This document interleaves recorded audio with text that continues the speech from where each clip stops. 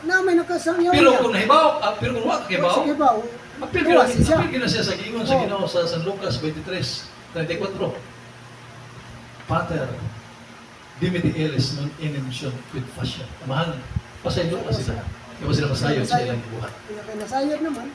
Oh, kana og nasayod, depende gina kay Ginoo ra may nasayod sa kasing-kasing sa tao. Unang hari 8:39. Basta Kamang matag tao, nila. nagtanaw lang sa gawa sa tao. Panako nasayod sa kasing-kasing sa tao. So we cannot blame them. Dili kita makahukom siya. Ikaw, impierno ka kay ikaw nasayod na ka. Ato na si Gutman ba nasayod siya. Ang iyang pagkasayod half-half lang, 50-50. Itang Katoliko, wag yan nila masayod sa tanan. Sa atong kuan nila to, pero mo ang Ginoo, ingon siya, ayaw paghukom kay aron dili ka paghukom sama sa imong gigamit nga paghukom. Ano rin ang atong yung pagturon ng mga kaigsunan, base rin kita sa wala ang kasunatan. No? So, mo na nga, itong balikon, nang gingon nga, extra ecclesia, dolia salos, kana, nag-igo na sa tulo, ka klase sa mga tao. Dili laman sa gawas sa Katoliko, kung dili na agad na sa sob sa pagkakatoliko. Kanang gitawag og apostasya. Usa na Katoliko, pero ni sariling 180 degrees, wala lingon-lingon mga kaigsunan. Nagingon ni Rizal ba na ang hindi marunong lumingon sa kanyang galingan, may hindi magkakarating sa paroroonan.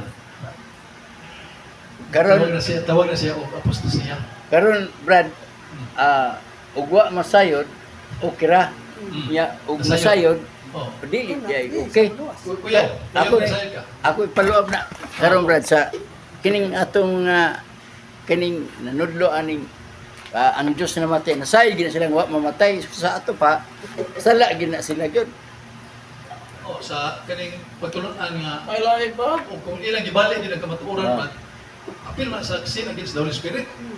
Kana na sa Acts of the Apostles chapter 7 verses 51 to 52.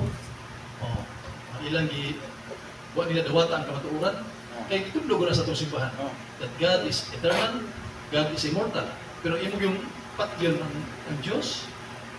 Kunya mo gina imong conviction nga kuan gyud. Isod man ingon na kailangan it is not the teachings of the church. Because the teachings of the church is God is immortal.